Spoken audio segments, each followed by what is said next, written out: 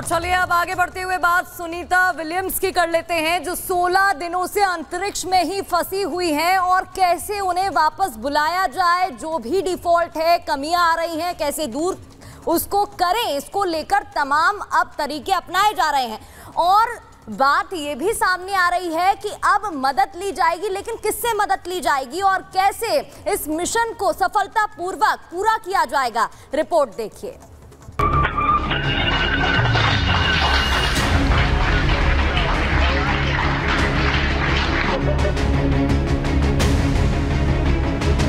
भारतीय मूल की अंतरिक्ष यात्री सुनीता विलियम्स का वापस धरती पर लौटना फिलहाल टल गया है।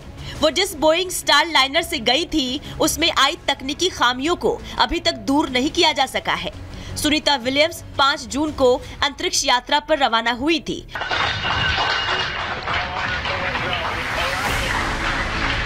और उन्हें अंतरिक्ष में 1 सप्ताह बिताने के बाद इसी महीने 14 तारीख को वापस लौटना था, लेकिन तय कार्यक्रम के मुताबिक ऐसा नहीं हो पाया।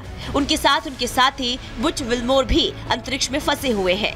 स्पेस से दोनों अंतरिक्ष यात्रियों की वापसी कब होगी, इस बारे में नासा के वैज्ञानिकों ने अभी तक कोई ठोस जानकारी नहीं दी है, लेकिन फिलहाल जो खबर आ रही है उसमें निराशा वाली कोई बात नहीं है। हालांकि इस मामले को लेकर नासा भी सवालों के घेरे में आ गया है।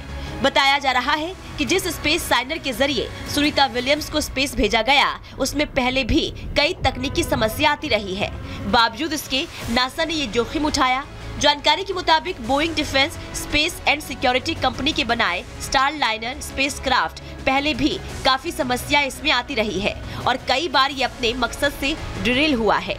इसके बावजूद नासा ने इस बार बोइंग के इस स्पेसशिप को हरी झंडी दी। इसके बावजूद 5 जून को सुनीता विलियम्स और उनके साथी बुच विल्मोर अंतरिक्ष यात्रा पर रवाना हो गए, जिसके बाद से ही वो स्पेस में फंसे हुए हैं। वह इस बीच राहत की खबर ये आ रही है कि सुनीता विल्मोर स्पेस में किसी भी तरह के खतरे से दूर है और वो इस वक्त अंतरिक्ष में जिस इंटरनेशनल स्पेस स्टेशन पर है, वो 365 फीट लंबा स्पेस स्टेशन है, जहां पर्याप्त जगह है और सुनीता विलियम्स और बुच वहां आराम से हैं और सुरक्षित रह सकते हैं, क्योंकि इससे पहले भी अमेरिकी astronaut Peggy Whitson space station पर 665 दिन गुजार चुके हैं, जबकि सुनीता और बुल विल्मोर को वहां पर गए महज 2 हफ्ते का वक्त गुजर चुका है। ऐसे में एक्सपर्ट्स दावा कर रहे हैं कि जो देरी हो रही है वो सिर्फ सतर्कता की वजह से की जा रही है।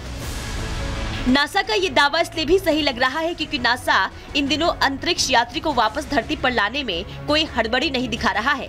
नासा पहले ही ये कह चुका है कि जब तक स्टार लाइनर में आई तकनीकी खामियों को पूरी तरीके से ठीक नहीं कर लिया जाता है, दोनों अंतरिक्ष यात्रियों को स्टार लाइनर के जरिए वापस धरती पर लाने का मिशन खतरनाक साबित हो सकता है। बताया जा रहा है कि नासा अब इन दोनों एस्ट्रोनॉट्स को अगले महीने की 6 जुलाई को वापस धरती पर लाने की कोशिश करेगा और तब तक स्टार लाइनर की तमाम खामियों को दूर कर लिया जाएगा। दावा ये भी किया जा रहा है कि स्टार लाइनर में खास तरह का एक्सपेंडेबल प्रोपल्शन सिस्टम लगा है, जिसमें लगे कैप्सूल सिस्टम के जरिए भी दोनों अंतरिक्ष यात्रियों को वापस धरती पर लाया जा सकता है।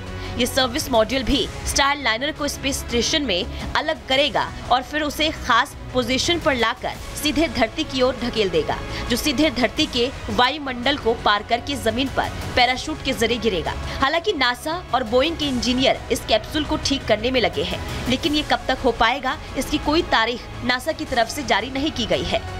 इतना ही नहीं, नासा के पास इसके अलावा भी एक विकल्प है, स्पेस का ड्रैगन 2 कैप्सूल, जिसने इसी साल मार्च में 4 अंतरिक्ष यात्रियों को स्पेस पहुंचाया।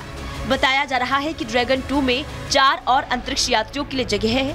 बहरहाल नासा का प्लान क्या है, इसकी जानकारी जल्द ही आएगी, लेकिन इतना तय है कि अंतरिक्ष में हमारी सुनीता विलियम्स के लिए अभी उम्मीद के कई पहलू बाकी है। Bureau report, Republic Bharat.